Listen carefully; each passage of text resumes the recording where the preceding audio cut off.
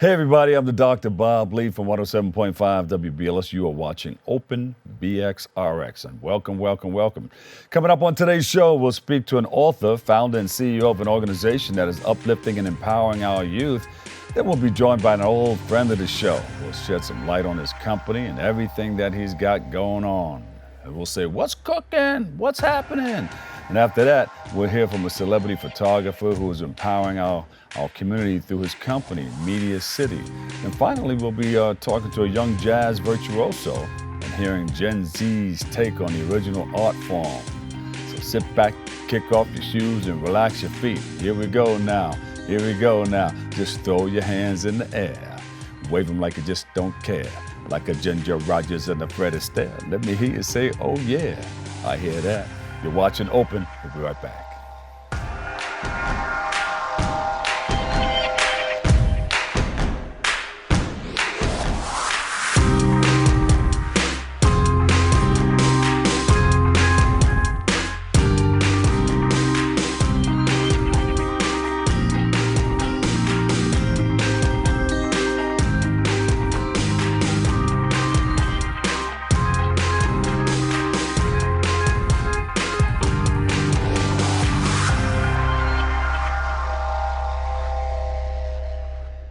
Hey, everybody, I'm the Dr. Bob Lee from 107.5 WBLS, and you're watching Open. It's that live interactive program that brings the Bronx and New York City straight to your TV set. You can stay connected to us through social media at BronxNet TV.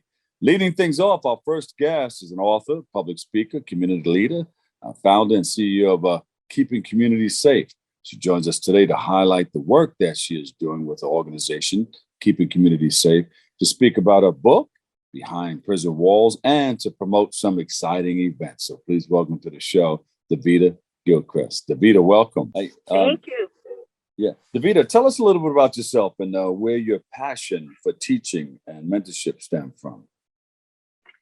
So I think it stems from, so I used to work in the city years ago, and I was in investment banking for a while. And I remember every time I commuted to the city, I would have people sit next to me and just open up about their lives, right? And I'm like, okay, maybe I'm in the wrong profession, because every time I'm commuting, someone is sitting next to me and they're like spilling their guts about their personal lives or just some decisions that they've made.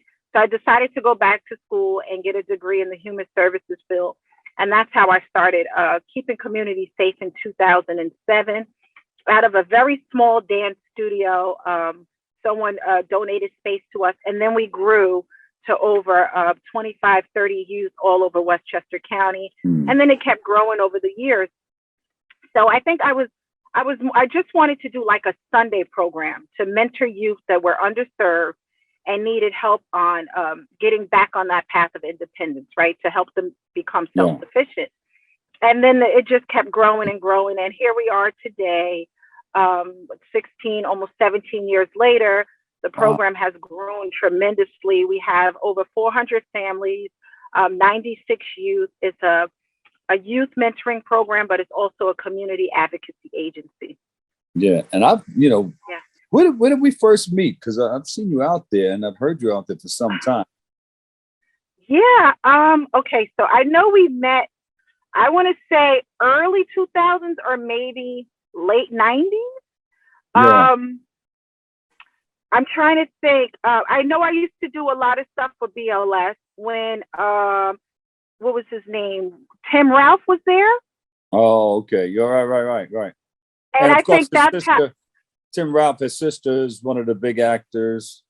Shirley. Yeah. Yeah. And then Shirley Tim Ralph. kind of Tim introduced me to you, and so we knew each other. And then Grandmaster D, obviously, but I knew you prior to that. So yeah, I was with him last night.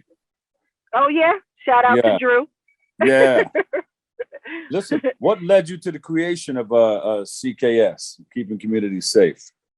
So Keeping Communities Safe was, like I said, just seeing a gap in my community where youth they didn't have a place to go where they can take off their jackets and be themselves, right? And so, I mean, just being in a non-judgmental zone where they could just kind of talk about their story, share their testimonies openly, and be able to get all of the services and assistance that they need. And I saw that gap in my community. Like, okay, where our youth have nowhere to go, they have nowhere to hang out, and that's when I started keeping communities safe. But what I've noticed was when the youth came, I found that because they are a product of their environment, their families need help as well.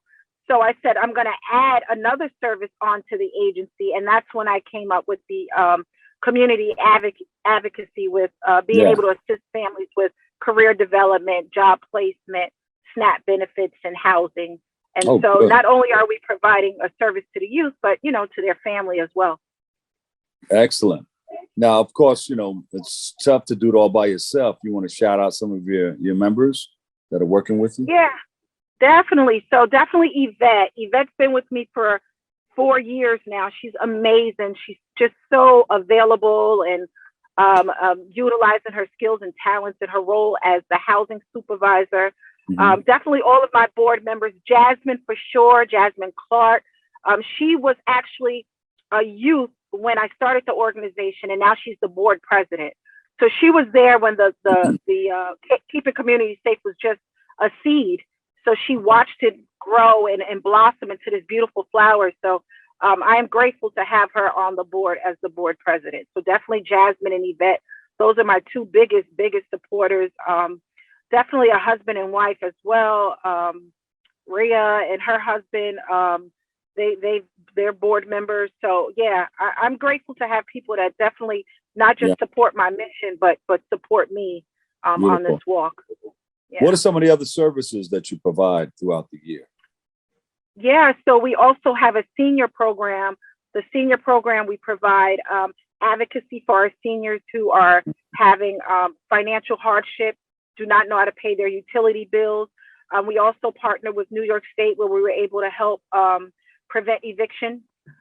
So we had funding to pay landlords to keep some of our clients in their homes so that we could see them, you know, having a roof over their heads. So that's one, eviction prevention. We have a summer program where I teach entrepreneurship. It's called Business in the Box. I teach kids as young as 11 on the importance of a good credit score and, you know, a savings account and a business account, et cetera. So that's a huge program. We also have an after school program with 15 kids. It's called Occupying the Mind, where kids between the ages of 11 and 14, and some are younger, 8 as well. They come to the program, they do their homework, they read, and we bring in different motivational speakers and stuff just to keep them, you know, having a positive mind frame with everything that's going on in society today. So and listen, and that's just to name a few. I know you're doing a lot. That's a beautiful thing. It's always good when you're helping others. You're also an author, right? I am. Big shout out to you. Yeah. Yeah. And you released that book, Behind Prison Walls. How did you come up with that? You weren't in prison, but you went to visit and you seen some things. I don't know. What made you want to come up with that?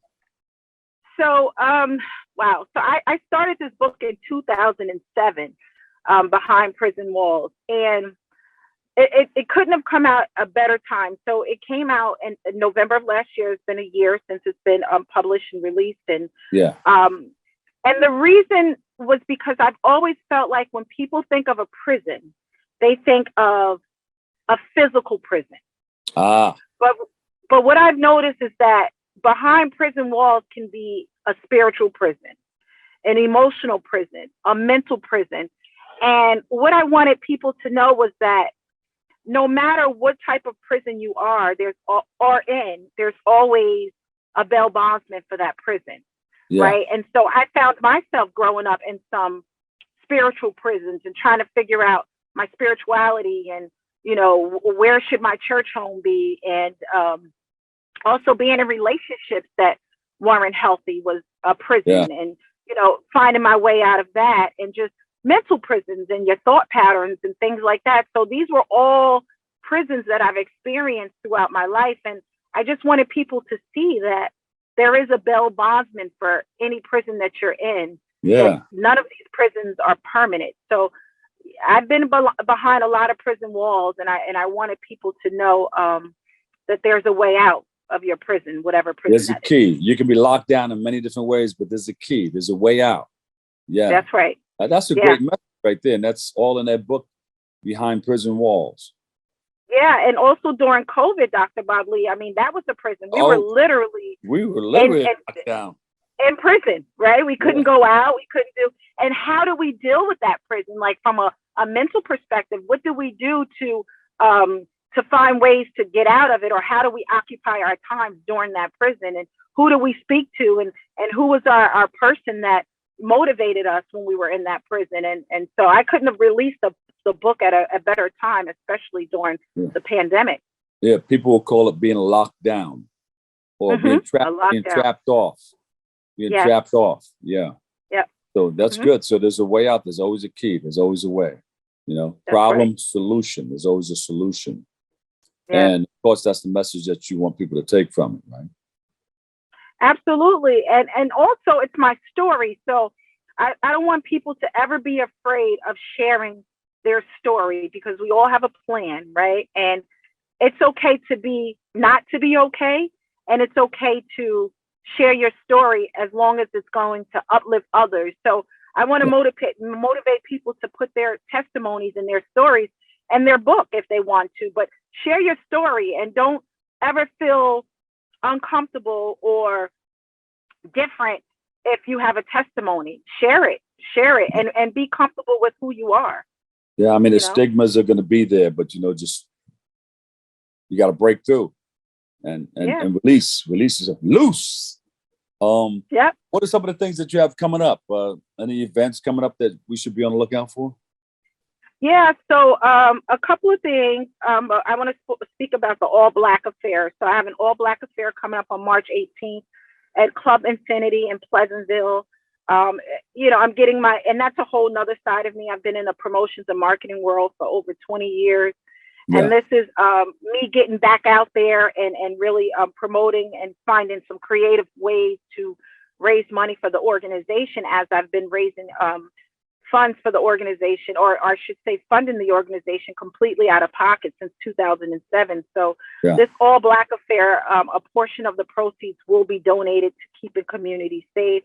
It's an all Black affair, and that's pretty much it. We have DJ Mr. C. We have Will Track. I was gonna say get me and Grandmaster D. I need y'all there. Please come through. I would love it. Tell me. I got a whole table for you, VIP. I respect you so much, Dr. Bob Lee. It would be a blessing if you could attend, and definitely Grandmaster D. Yeah, we want to come and work it. Him on the turntables with Mr. C, and I'm on the MIC. What? Yes. Oh my God. Yeah, definitely. History. Please do that. It's not too late. Except I would definitely want to promote you, but I could still do that in some form of fashion. Yeah. All right. Where can we go to get more information on everything that you're doing? So for the All Black Affair, you can go to Eventbrite. Also follow me on Instagram, Queen V. For Keeping Communities Safe, keepingcommunitysafe.org. It's a nonprofit organization. All of our programs and services is there. For promotions and marketing, for realentertainment.com. Those are pretty much all of my social media outlets and how I could be reached or to see more about what Davida's up to. Davida, if you love what you're doing and you love our people watching, toot that horn just a little bit. All right, there you go. Davida Gilchrest, founder and CEO, Keeping Communities Safe. We love you and thank you. Thank you for all you do. Thank you, Dr. Bob Lee. Thank you for having me. Love you guys. Love you too. All right, we'll take a quick break right here. I've got more open. Kick off your shoes and relax your feet. Here we go now. Here we go. We'll be right back with more next. Dear moms and dads, what you have achieved here today is going to help us and our futures. It is why we are coming up on stage to collect your diplomas. It's true. Mom, we love you always. Everything I do. When you graduate, they graduate. Visit finishyourdiploma.org to find free and supportive adult education centers near you. There is the therapeutic aspect of music, just expressing how you feel. I'm going to talk to Howie about his feelings, make it into a song.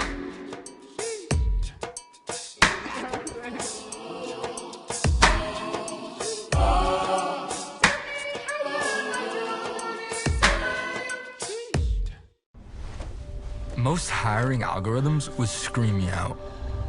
Some bosses couldn't see me as a leader. I've run this place for 20 years, but I still need to prove that I'm more than what you see on paper.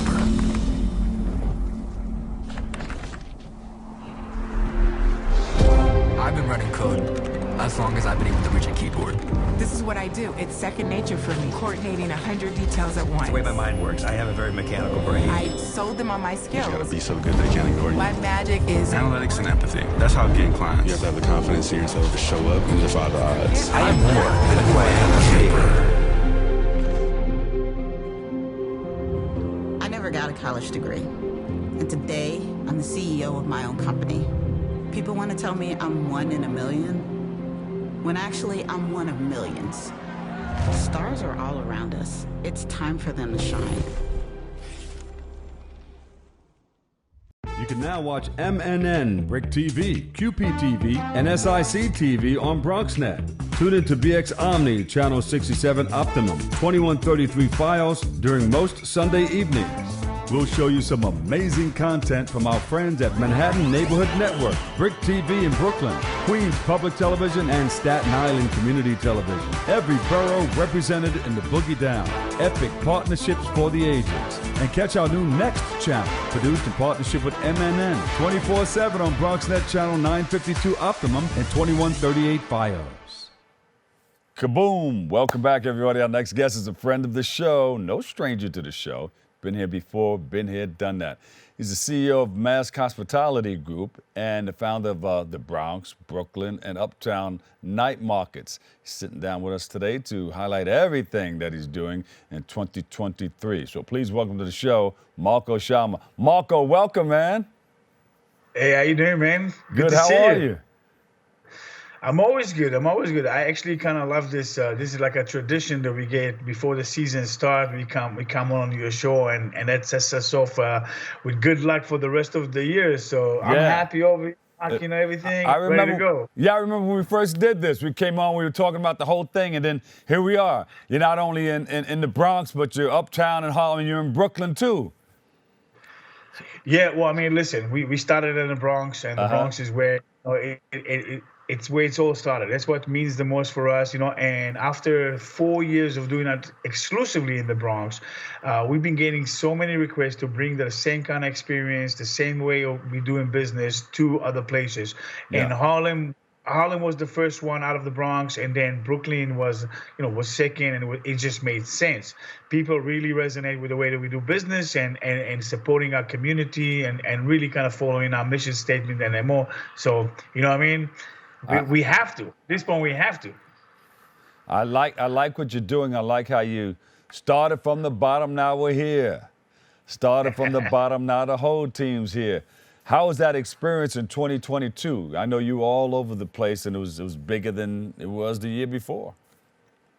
Yeah, people keep asking me about this and how we deal with that, and I keep telling them we are the best school in the world. With 4 years, we focus only on the Bronx. We learn exactly what people want. We listen to them. We really engage with the community, both the business community and the patrons, and we really understood what it takes to make an event like this. Event that also cater towards like people that look like us, that sound like us. POC, immigrant, women. And then we took that information and really processed that, and then the rest of New York just says like, come over here. We love it. So yeah. So you thinking about maybe expanding to some of the other boroughs, because you didn't do Queens yet, and then Staten Island, and then you'll have the 5 boroughs, and then we'll take it to our outer boroughs. We'll go upstate to Westchester County, and then to Long Island, and then into Jersey.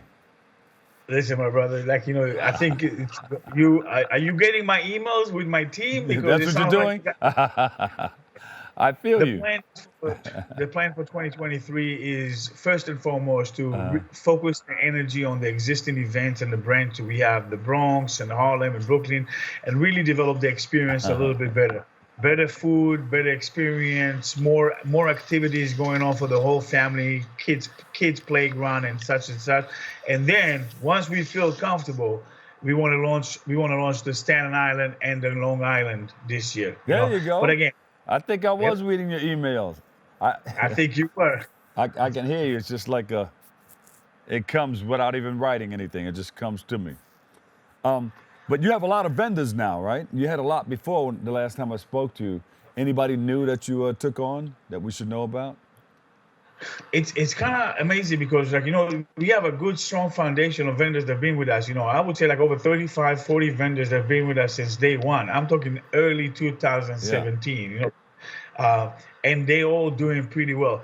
There are a significant amount of vendors that actually, I don't want to say that, like maybe finished the college of outdoor events and moved on to brick and mortar, and maybe like, distribution through major retails and whatnot, and we feel blessed like to be part of their history and their bio moving forward.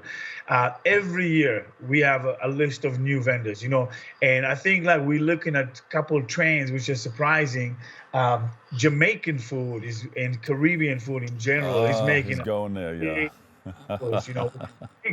We actually had to, like, at one point we had to say, okay, we cannot bring 7, 8 Jamaican vendors. It's just a little bit much, because people still want the diversity. But we're seeing that trend over there. We're seeing that people sway a little bit away from gimmicky food, and they want more of food of substance, stuff of more like global, cuisine, something with more like tradition and value that connected to like a culture. And we're seeing that versus like, 2020, we saw more like gimmicky food, take a burger and stack up the Eiffel on top of that. Yeah, but you know what? When you come here live in person, when we get you back into the studio, you can bring maybe a couple of the vendors. We'll just do a nice spread on the table here. Bring the Jamaican cuisine. We can do some ackee and saltfish with some breadfruit and all that stuff, or some rice and peas, or whatever. Hook it up. Because I'm salivating over here every time I talk to you. You're talking about the food, and my mouth starts watering. I can't talk anymore. You're so clear here. I saw where you were going with that. I saw, as soon as I said Jamaican food, I saw your eyes lit up, so I got you. Anytime you invite me over there. Everybody in the studio is saying, ask him about the food. Ask him to come in and, he can feed the crew. No, and we got to come down and see you. We keep saying that too. We got to come down and see you at the night market. Listen, you guys been supporting from day one, and we appreciate the love and the support. And like I told you, this is like almost a tradition. We can't. I told Beatrice, we can't open the season without talking to Dr. Bob. Yeah. That's the charm. That's how we know everything is going to set off to like a nice, successful season. The one thing I want to mention, that like this year it's going to be different than other years. We working with different organizations to add like an incubator program that basically going to support small up-and-coming businesses, predominantly micro businesses, in the process of not only qualifying to the Bronx night market, but also potentially having like a brick and mortar space sponsored by our partners. So basically, all the entire kind of process from A to Z.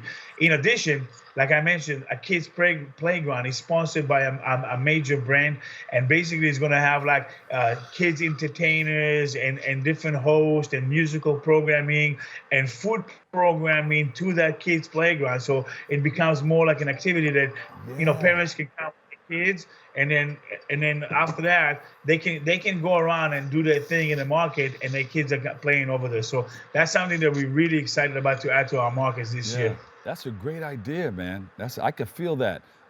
Maybe at the Hip Hop Museum, it could be like a food court, and all the different vendors are in there. You can have, I can see it. At the Hip Hop Museum or something like that, where you have a whole floor. I love it. We should basically, we had a conversation with him a couple years ago, but we really need to re-engage. It's a big year for hip hop this year. Hip hop's 50 years of hip hop. So you're doing all this good. I know the last time we spoke, you had a waiting list of vendors people waiting for others to drop out so they can drop in. Is that still going on? Yeah, so our qualification process is getting a little bit more strict over the years, and and predominantly because of the need to kind of maintain quality and safety, and like really kind of there's a when you have a multi-unit operation, like we have a major festival every week from April to November. It's a lot of work, it's a lot of operation, and we got to make sure that people, the vendors that work with us, understand the texture, they understand the marketing behind it, they understand also public safety, and make sure that they kind of be able to perform week in and week out to the highest level, because the customers expect that. So what we do is we have a quota in which we get like a certain amount of vendors for each one of the brands, and then we try to help those who are in line to qualify, whether it's connecting them with like the DOH, whether it's connecting them with different organizations that can support it, even collaboration with colleges to help them with marketing and branding and business elements. So the Bronx Night Market and the other markets have become way more than just like a festival, like a food festival. It's a whole ecosystem of supporting small businesses and upcoming entrepreneurs. And it comes with music and everything. Listen, would you like to give your crew a shout out? And a lot of the people that are working with you now. Okay, so I'm gonna do this. Like, this is important, and like they know that I know, and we know that I know that they know. My entire crew that works with us is still the original crew from the Bronx. So whether we are in Brooklyn or Harlem or Long Island or whatnot, the core crew, the one that really understand what we do and how we do it in the best way, are the still same core crew from the Bronx that started off as interns and now full-time employees that even that. And we everywhere that we go, we hire local day of kind of team members or whatnot, but the core and the real people that makes it happen. Like I gotta shout out Adelcia Wood, I gotta shout out Chad Hammond, I gotta shout out B3 Stories. Those are the real people that kind of make everything move. And finally, your website. Where can we go to find out more about everything that you're doing? We want to know. BronxNightMarket.com or MASCHospitalityGroup.com will lead you to all the good stuff. Sign up for our newsletter. We raffle a bunch of good stuff. Last year, every month we raffled a large screen TV. This year, we have a big surprise that we're going to raffle. We have a project that we're going to raffle a week vacation for 2 people to Barbados. Oh, boy. I'm going to be the chaperone. I know, you got to go there and get some fish cakes as well. That's all I'm. That's what's up. Hey, man, we love you and thank you for everything that you're doing. Rocking the night markets, Marco Shalma, CEO, MASC Hospitality Group, and founder of the night markets. Thank you, man. We appreciate you. Thank you. All right. We'll take a break right here. I've got more coming up next on Open. ¿Qué color? Perfecto, mijo. Gracias. Thank you. What's wrong, mijo?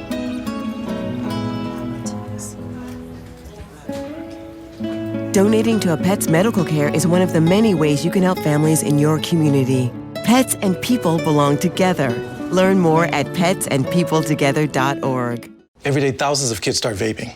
And I can't let this happen to my kid. Of course, it's awkward to talk to kids about the dangers of vaping. Hey, bestie, how sketch is me?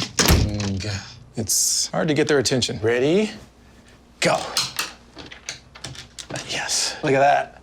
You even turn yours over. So if you want to talk to your kids about the dangers of vaping, you have to get it trending. Right, Backpack Kid? Let's do it. First, invite your kid to do the vape talk. Let's try this. All right. Why is he here? Yeah, I gotta get it trending, honey. Come on. To the left. To the right. Let's go.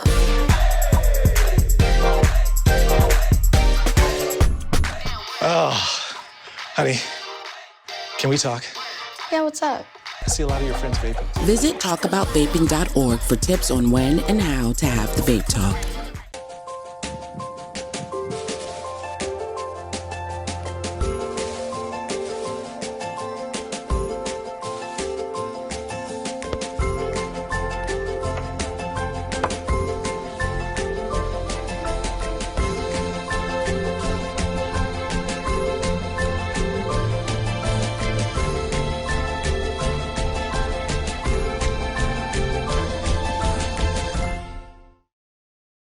Dear moms and dads, what you have achieved here today is going to help us and our futures.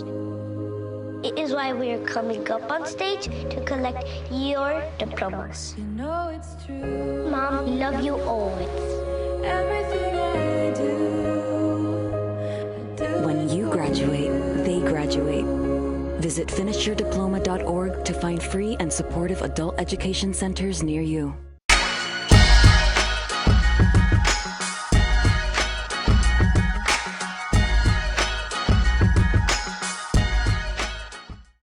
And welcome back. Thank you for tuning in. Thank you for checking it out. Thank you for letting us share in the space and time with you. I'm the Doc Bob Lee. You're watching Open. Our next guest is a celebrity photographer with 30 years of photography experience. He's in it. And he sits down with us today to speak about his latest business venture, Media City, and how he's providing training opportunities for the next generation of media professionals and creatives. So please welcome to the show, Felix Natal Jr. Felix, welcome. Good morning, Dr. Lee. Thank you for having me. Felix Natal, I saw you last night. You were out there, you were busy. You was like, and you have one of those cameras that's like an AK-47. It said, I said, oh, wow, my man's buzzing all over the place. Did you enjoy yourself last night? Of course, man.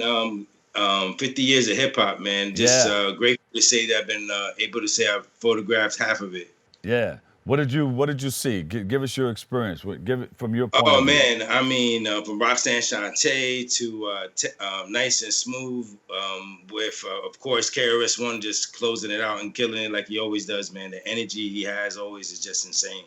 Yeah, and some of the other rappers. Did you get a lot of the rappers? Mike C was there from the Fearless Four.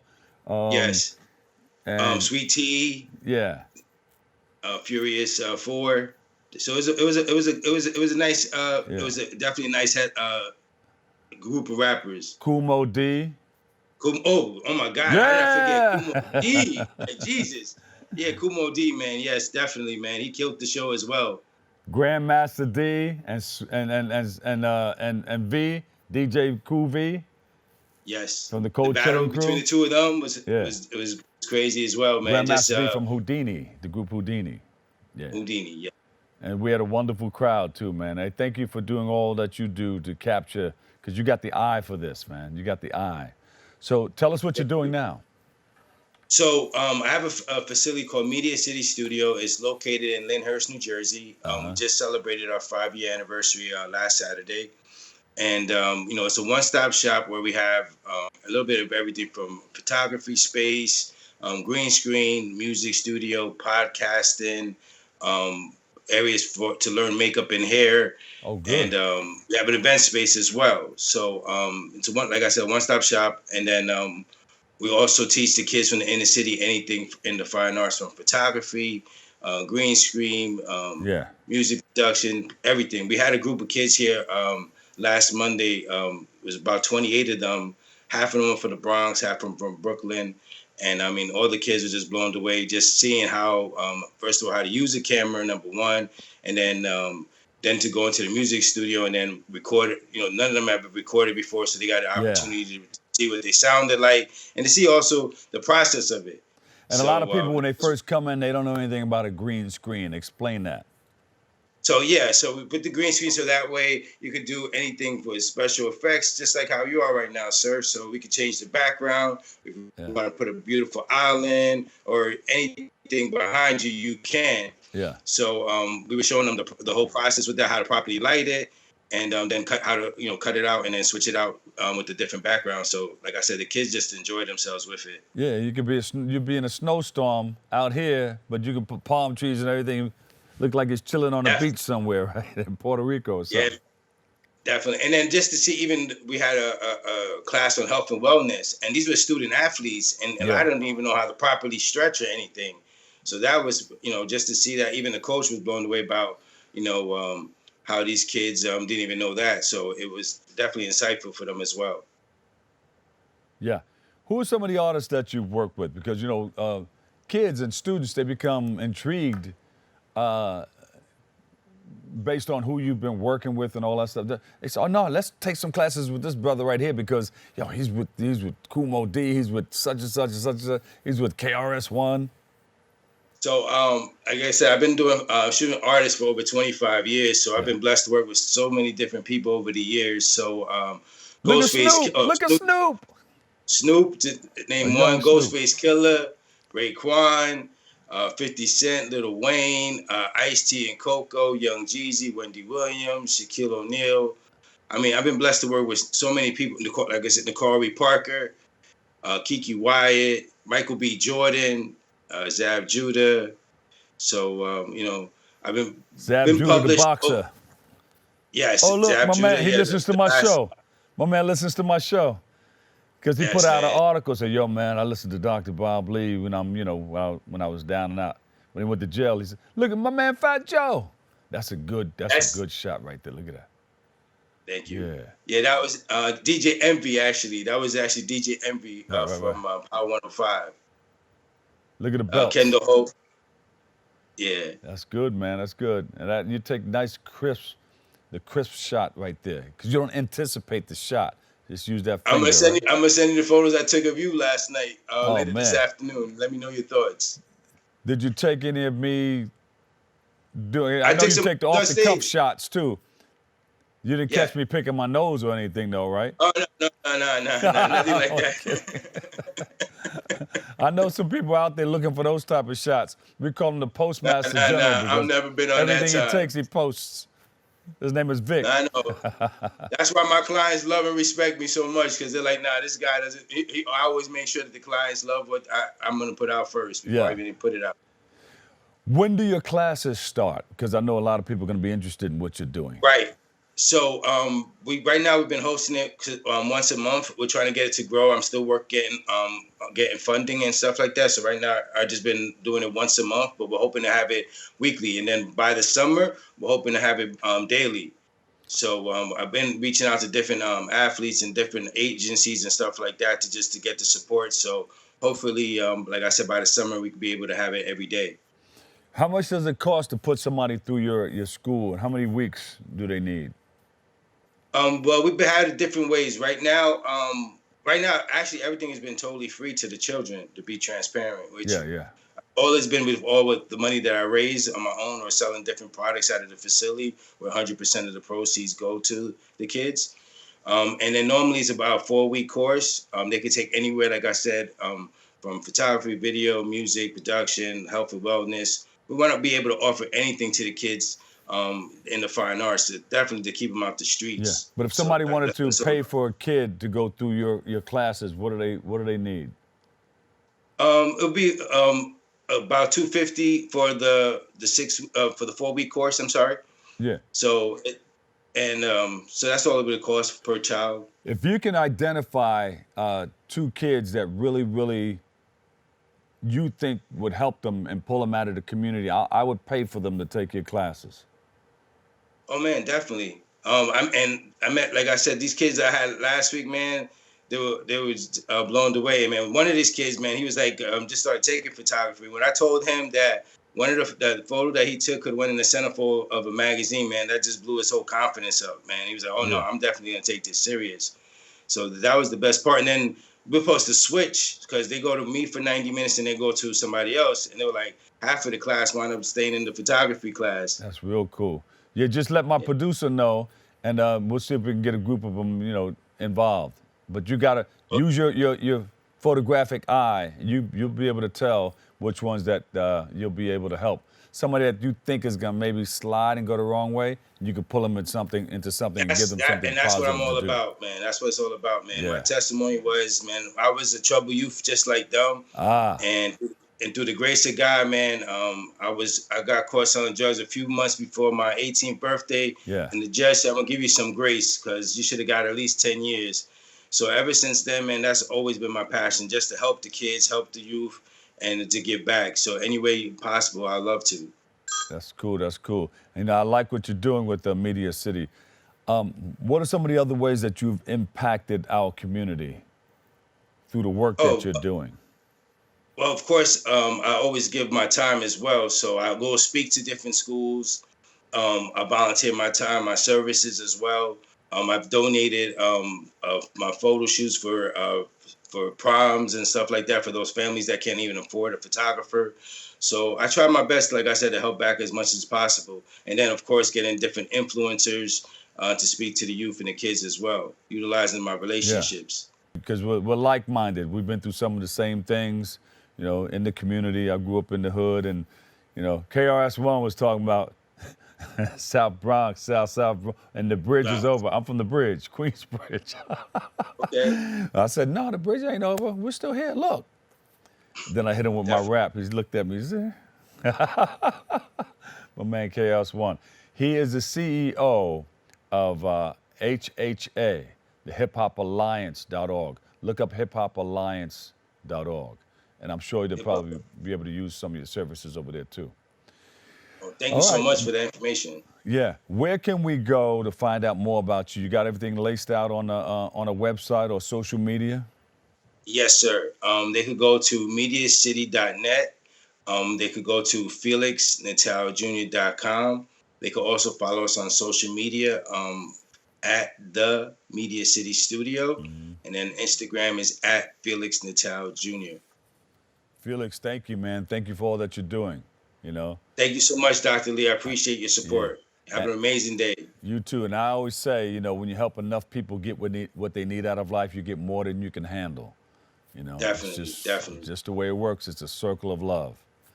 You know, thank you for coming on and sharing. That's our purpose, you know. We have to always give back. You got it. All right. Felix Natal Jr., celebrity photographer and founder, Media City. Check him out. Go to his website. Felix, thank you. We'll take a quick break right here. I've got more Open coming your way. We're wide open. Keep it right here on Open. Is it time yet? It's time. Come start chocolate dinner.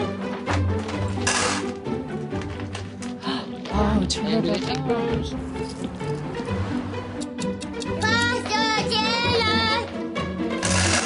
Donating pet food is one of the many ways you can help families in your community. Pets and people belong together. Learn more at petsandpeopletogether.org. I'll see ya. After a basketball game, a black teenage boy, Brandon, reads his texts in his family group chat. Auntie Flo, congrats on the big win. Mom, that's my baby. Brandon replies, thanks y'all. In a park, his sister Maya texts, where are we celebrating? Dad replies, home. Mom texts, I got dinner going. Auntie Flo replies, ooh, I can't wait. Then receives a FEMA flood watch text alert. She texts the family, anyone see that weather alert? We need a plan to stay safe, especially after last year. Ready has a list of resources at ready.gov/plan. In his workshop, Dad sends a photo of emergency supplies and texts, looks like we need flashlights and batteries. Leaving a store with a shopping bag, Brandon replies, I got us covered. Mom texts, I'll check in with Grandma and Papa. Maya texts, thanks Auntie, feeling good about this plan. Got some batteries. Auntie Flo replies, love y'all, we gotta stay safe. Later, the family feel like he gets on every time I see you. Stay connected. Plan for that.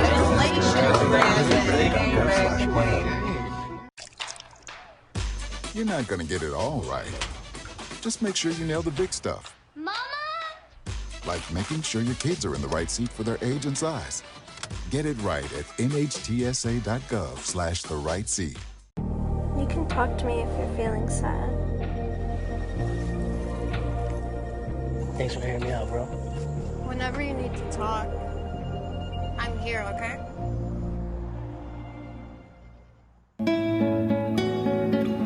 ¿Qué color? Perfecto, mijo. Gracias. Thank you. What's wrong, mijo?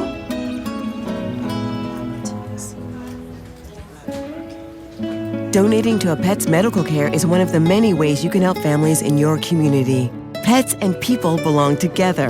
Learn more at petsandpeopletogether.org. Dear moms and dads, what you have achieved here today is going to help us and our futures. It is why we are coming up on stage to collect your diplomas. You know it's true. Mom, love you always. Everything I do. When you graduate, they graduate. Visit finishyourdiploma.org to find free and supportive adult education centers near you.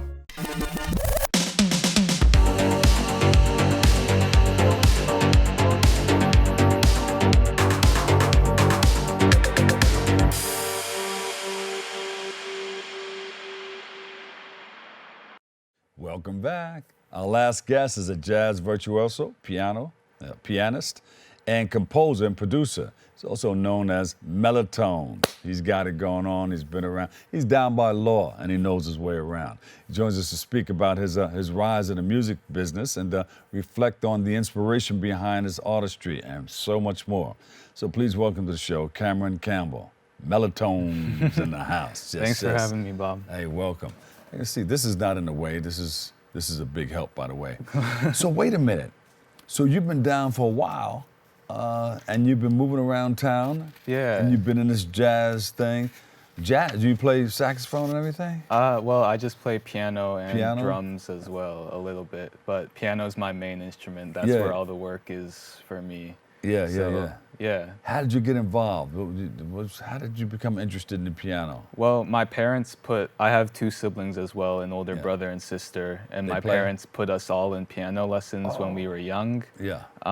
I'm the only one who really stuck with the piano. My brother now plays the upright bass, and my sister. I love that thing. Yeah. I used to love the boom, boom, boom, boom, boom, boom. And my sister, she sings and plays the guitar.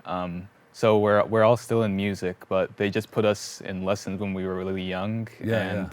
I just developed a love for it and a passion for it, and decided that's what I wanted to go into.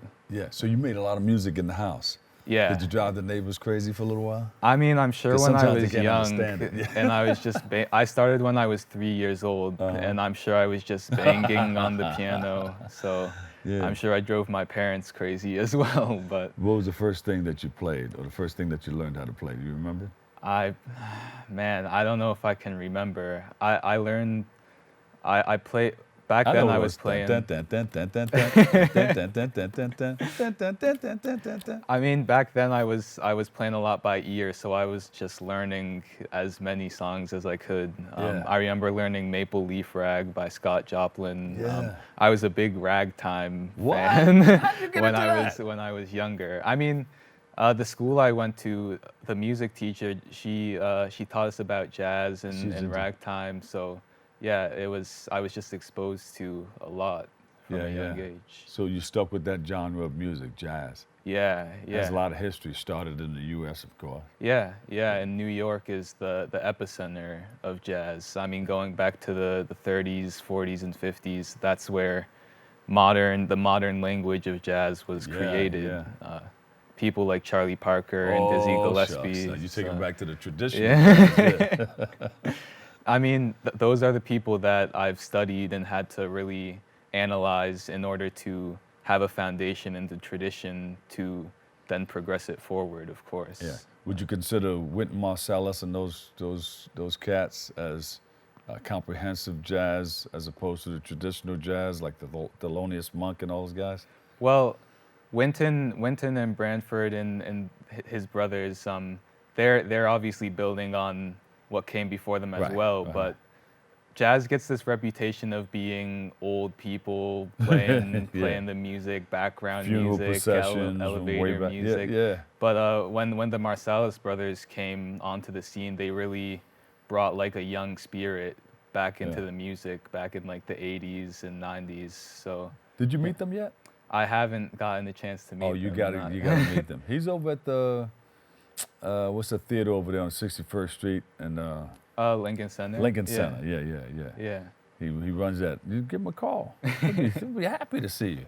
I've done a few things with him. He's a nice guy. Nice. His brothers too. So where do you want to take it from here? Man, I'm just trying to put myself out there as much as I can. I'm playing gigs around the city at like Smalls Jazz Club, for instance. The Django is another club that I play at frequently. I'm just trying to have a good work ethic about it, and I'm getting more into like the business side of it as well. Oh, you gotta learn the business. Yeah, I'm starting to have a little bit of an affinity for that as well. Are you working with somebody on the business side to teach you more about it? I mean, I've been booking gigs Oh, you do it yourself? Yeah, I mean, back in like 6th grade, my mom and I used to go to nursing homes in person and see if they'd have me play there. So yeah. I've been kind of learning how to like book myself since then. And yeah. yeah, I mean, doing it now by email is a lot easier than having someone tell you no to your face. Yeah. Well, you know, the nursing homes and everything, they'll make sure you get paid. It's the places that you go to where, you know, you go there and you do the job, and then if you don't straighten everything out beforehand, they say, oh, we didn't make what we thought we would make at the door, so here's a $100 bill. You gotta have. So wait a minute, I just charged you $100 bill. What about the rest? So we don't have a contract, so you know, here's $100. So you know, I'm glad you're knowing that, because a lot of people. I'm glad you're learning that. For sure. Did you ever think about collaborating with your family, your sisters and brothers? Well, I play with my brother all the time. Yeah. I lead a trio and a quartet, and my brother is the bassist in that. Whenever I can have him play with me, he's getting around, getting gigs a lot as well. So he's starting to become a little bit hard to nail down even for me. But yeah, my sister, she used to sing jazz, but now she more so just likes to play guitar and sing in her spare time for fun. She studies political science. Oh, so, good. Yeah. So you're in charge of a trio and a quartet? Yeah. I mean. So who's this trio consist of? The trio is my brother on bass, and then various drummers will have one of my good friends, Miguel Russell, on drums, or my friend Cabello Makatla. Yeah. Or there's a drummer who's very well known in the scene, Jonathan Barber, as well. Sometimes I get to play with him. And then I'll add on like a friend, Adam Lamoureux, on tenor saxophone to like make it a quartet. Or yeah. How important is that rhythm section, the drums and everything? And I mean, that's everything. That lays down the foundation. I mean, jazz obviously is a black art form, comes from African music. The drums, that's a form of communication. Oh, hey, talk about it. Talk about it. Go ahead. And the piano is actually a percussion instrument as well. So and James Brown actually considered all of the instruments in his band a drum. So I kind of like to have that mentality and that communication aspect, and we're all feeding ideas off of each other and listening to each other, and that's the only way to make the music. What is improv and what is call and response? Improv is really just, well, like I said, you have to study the greats before you and really learn the vocabulary, and then it comes out naturally on the bandstand. And let me hear you say ho. Oh, yeah. And instruments are talking to each other. That's call and response. Yeah, that's an example of that. I could play something, and then the drummer plays the same rhythm, and the tenor player plays something, and then the bass player catches it. So it's just. I'm glad you mentioned about the drums being a form of communication, because during slavery, you couldn't use the drums because of that. It was a form of communication. They didn't want you to communicate too well. So that's how we got into it, how we evolved into the other genres of music. Spirituals came out of not being able to use the drums. So if you came into spirituals, they were talking about like, wade in the water. Right? And if you play that, it's a message in the music. There was a message there saying, if you're gonna run away as a slave, get in the water, because the hound dogs can't sniff you out. They can't sniff you out through the water. Yeah, exactly. So if you're gonna run away, get in that water, and you'll be more than likely to get away. So that's how resilient, people were back then, to switch from one genre to the next. Yeah, exactly. But I'm glad you mentioned that the drums are a form of communication. Yeah, it's a really deep history, and I'm lucky to have been able to really study it and know where it comes from to be able to communicate the music in an authentic way. Yeah. So, beautiful. When are you playing next so we can come down and check you out? Yeah, I'll be at Smalls Jazz Club with the David Gibson Quartet this Thursday. And then March 6th, I'm at the Django with my quartet. And March 9th, I'm at a new venue that's a student-run venue in Queens called Julian's. That's with my trio. What? So, yeah. I have a few things coming up. Hopefully people can come check that out. We would love to check it out. All right, social media, give us the whole thing. Yeah, you can find me on Instagram, TikTok, and YouTube at Mellotones. That's MELLO tones. My website is CameronCampbellMusic.com. Yeah, I try to post as much as I can, just show my face, get my music out there as much as I can. So. Well, we would love to come down and check it out. My producer wants to ask you a question. Say that again. Oh, you have the album coming out? Oh, I don't have an album in the works yet, but a lot of people have been asking me to drop an album, so that's something that I will definitely be getting to. What's Sound and Color? Oh, Sound Plus, yeah, I do actually have an EP out, but not for jazz. This is more of my production side. Yeah, I produce electronic music as well a little bit, and I dropped that back in 2020. Just like some beats that I made. All right. So we got to check that out. Where can we go to your website and check that out too? Yeah, and you can find it on Spotify as well under Cameron Campbell. Beautiful, beautiful. All right. So we're looking forward to catching you on location. Play at one of those clubs where they have some nice drinks and some buffalo wings or something like that. Where we sit there, lick our fingers, and check you out on the keys. Yes, but sir. make sure you don't eat any wings, especially with barbecue sauce, because then you'll be on the keys and be sauce everywhere. Yeah. But that's how you put it together. You got to put the salt in the music. There you go. That's what I'm talking about. Hey man, thanks for coming for having me. and thanks for sharing everything. All right. Of course. And we'll get the crew together and we'll come down and check you out. For sure. Thank you. All right. Give him a big hand. Look, everybody at home is going like this. Give yourself a big round of applause too. Cameron Campbell. Mellotones, y'all. He's the pianist, composer, and producer. He has a trio and a quartet, right? Yeah.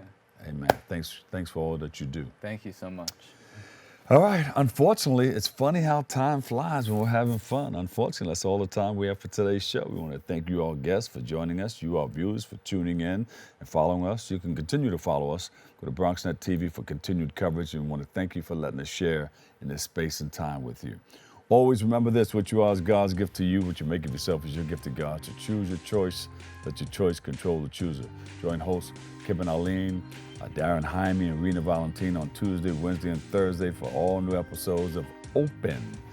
Always remember this, what you are. We said that part right there, but whether you say you can or you can't, guess what? Either way, you are right. So say you can and you will. I'm the Dr. Bob Lee, and I'll see you over 107.5 WBLS. I love you all. Peace.